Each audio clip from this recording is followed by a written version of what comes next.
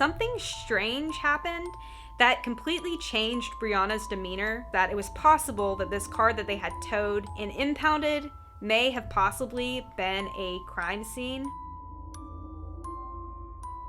Just wanted to address the elephant in the room really quick. It's Monday. Normally I upload on Fridays, or I have been uploading on Fridays, but I don't know, I just wasn't really feeling it. And I decided to change my upload schedule to Mondays at 2:30 Eastern Standard Time. So if you're wondering why I didn't upload on Friday, it's because today is my new upload schedule. And it's pretty much all I have to say before we start this video. So without further ado, here you go. Hey guys, welcome back, or if you are new, welcome to my channel. My name is Courtney, and I'm here to give you the creeps. You know, if you're like into that sort of thing. If you are, I highly suggest that you hit the subscribe button and turn on your bell so you're notified every single time that I upload, because I come on here every single week and tell you guys another true and scary story.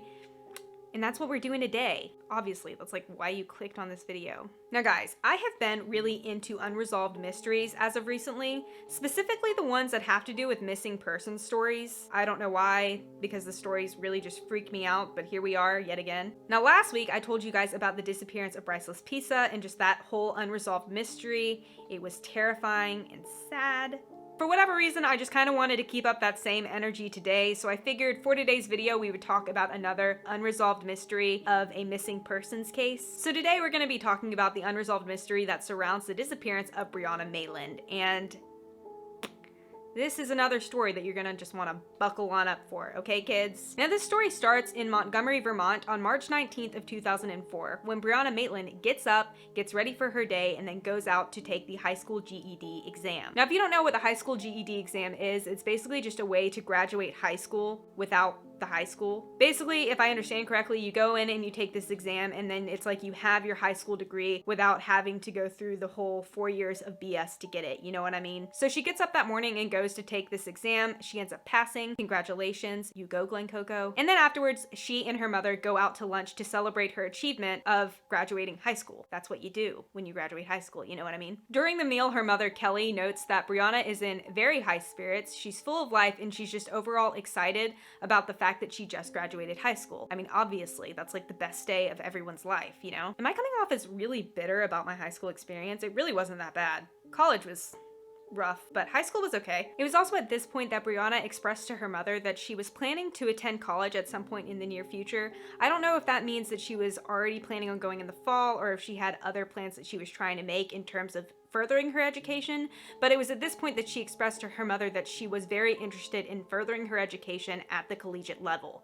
Look at me and my freaking vocab words. That was awesome. I'm so smart. Now after they finished lunch, the pair decided to continue with this little graduation celebration thing that they had going on here, and they decided to go on like a little bit of a shopping spree within the town that they were in Vermont. Now they ended up going to a few different stores in town, and then on the final store, something strange happened that completely changed Brianna's demeanor for the worse. Apparently, something outside of the storefront window caught Brianna's attention and startled her to the point where she felt like she needed to excuse herself from her mother and go outside to attend to whatever business had caught her attention in the first place. She literally told her mom like, hey, I'll be back in a bit, and she left the store without any further explanation. A few minutes later, Kelly, Brianna's mother, exited the store with their final purchases and found Briana in the parking lot in what she described as an agitated state. I don't know exactly what that means, but it sounded like something had happened to Briana while she was alone in the parking lot, to the point of being visibly flustered and frustrated.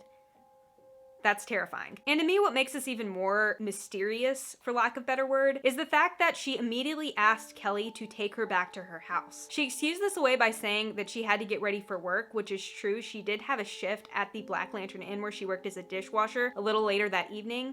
However, it just seemed kind of random to Kelly's perspective, just because she wasn't in any sort of rush before, and now all of a sudden she like wants to go home. That being said, Briana was a very independent 17-year-old girl. At this point in time, she wasn't even living with her parents, so Kelly felt as if it wasn't her place to pry into Brianna's personal affairs. She just kind of left it as it was and gave into Brianna's request and took her home to the house that she shared with her childhood best friend Jillian Stout. She dropped her off there in between the hours of 3:30 and 4 p.m. and unfortunately, that was the last time she ever saw Brianna. Then after Kelly drops her off at the house, Brianna goes inside and gets ready for work. She leaves a note for her roommate Jillian saying that she would be back immediately following her shift, and then she gets into her pale green 1985 Oldsmobile, which is this car right here. I have never heard of this car before, but that's what she was driving. And she goes off to work, as if nothing was wrong.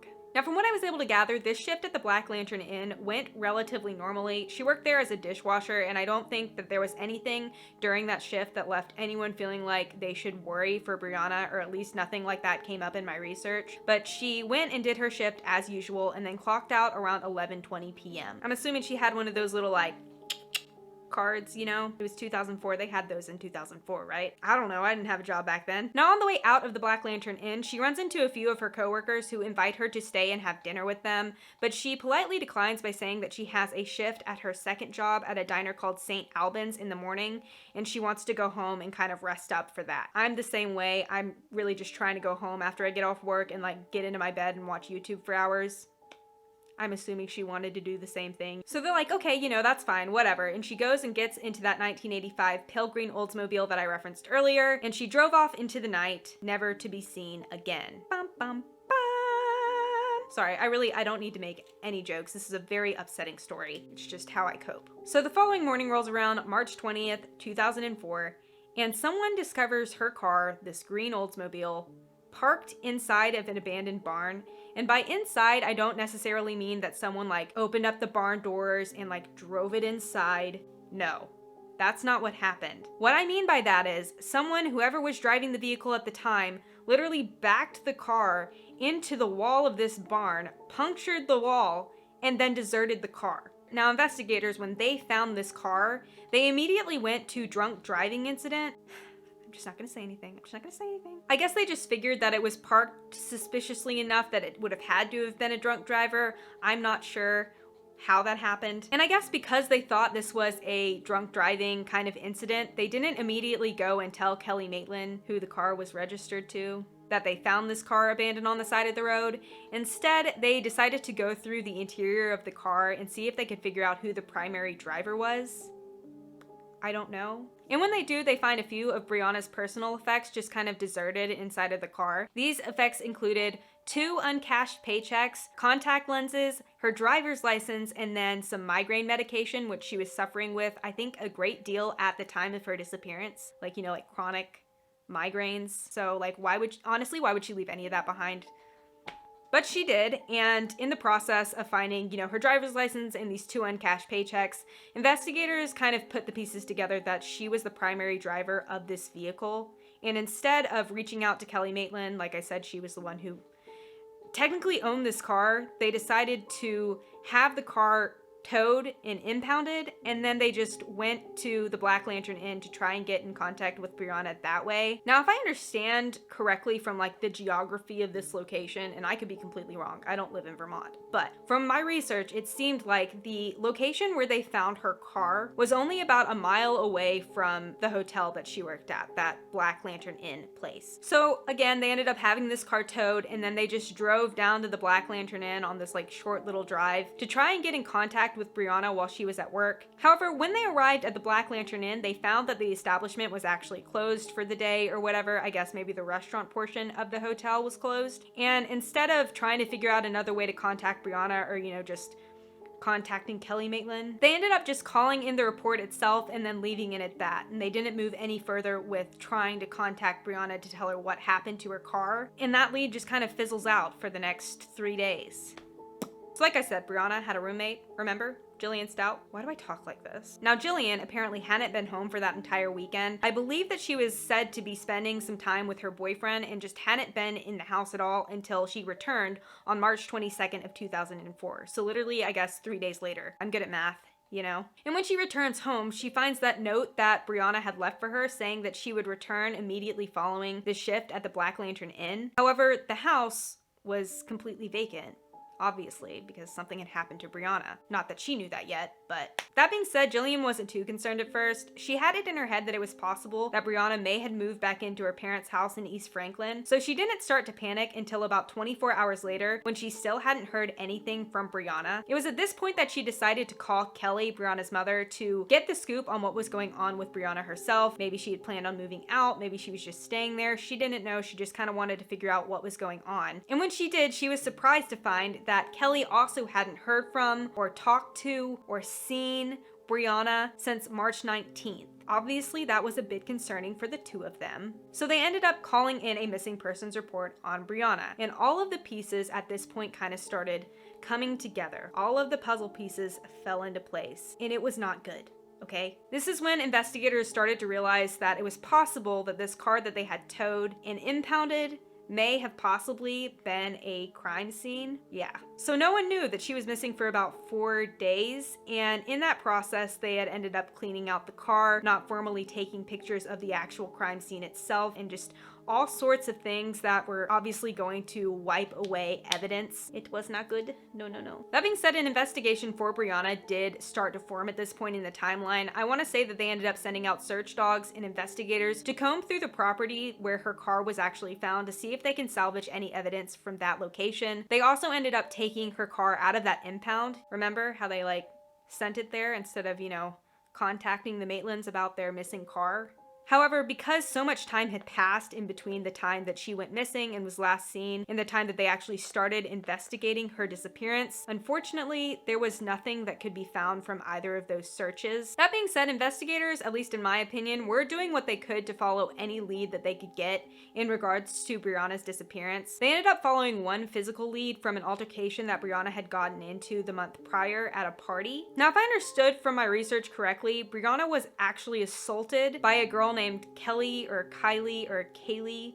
I'm just gonna call her Lacrosse because I don't know how to pronounce her name. Now, apparently at this party on February 27th of 2004, Brianna was allegedly flirting with this girl's boyfriend, and Lacrosse kind of came for her. Now, this altercation left Brianna with a concussion as well as a broken nose. There are pictures of it online if you want to check those out. I'm not going to post them here just because they are kind of gross. That being said, if you're interested in looking them up in your free time, you can literally just type in her name along with the word assault and the pictures will come up. I just don't want to post them in my video, so I'm not gonna. Now, these injuries were pretty serious, and the whole altercation between Brianna and Lacrosse really frightened Kelly Maitland to the point of encouraging Brianna to file a police report against Lacrosse and press formal charges against her for the assault itself. And I want to say that it took a little bit of back and forth, but eventually Brianna does file this police report and formal charges were brought to the table against Lacrosse for the assault itself.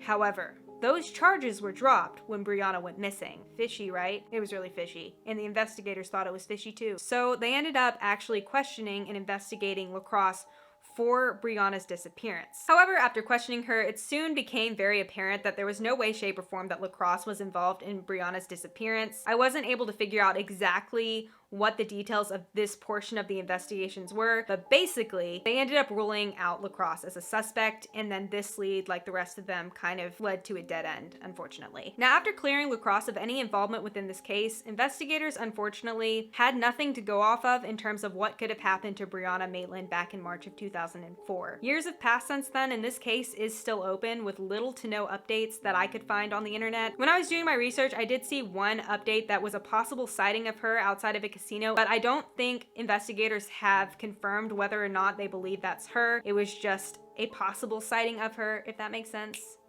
I'm really good at telling stories, aren't I? But that takes us to today. Unfortunately, we still have no closure or answers on what could have happened to Brianna Maitland. If you guys do have any information on the possible whereabouts of Brianna Maitland, I will leave relevant information in the description bar so you can get in contact with authorities that way. But with that said, I think that's pretty much it for today's video. Again, I feel like I've been talking for like 100 years and my throat's starting to hurt, so I'm gonna go. If you made it all the way here to the end and liked what you saw, make sure you give me a big thumbs up. It really helps out my channel. Also, leave a comment down below letting me know what you think could have possibly happened to Brianna Maitland, because I would love to hear about your theories. And finally, guys, thanks so much for watching. My name is Courtney. I run a true horror channel here on YouTube. Like I said at the beginning, I like to tell you guys true and scary stories, so if you're interested in that, I would definitely hit the subscribe button and turn on the bell so you are notified every single time that I upload. And with that said, I'll see you all next next week for another new video. Bye. Hello, again. I'm just gonna say a few keywords like I have been doing. I have no idea if this works, but I'm gonna keep doing it because why not? Unresolved mysteries, unresolved mysteries, unresolved mysteries, unresolved mysteries, unresolved mystery, unresolved mystery, unresolved mystery, unresolved mystery. I'll see you guys next week. Bye.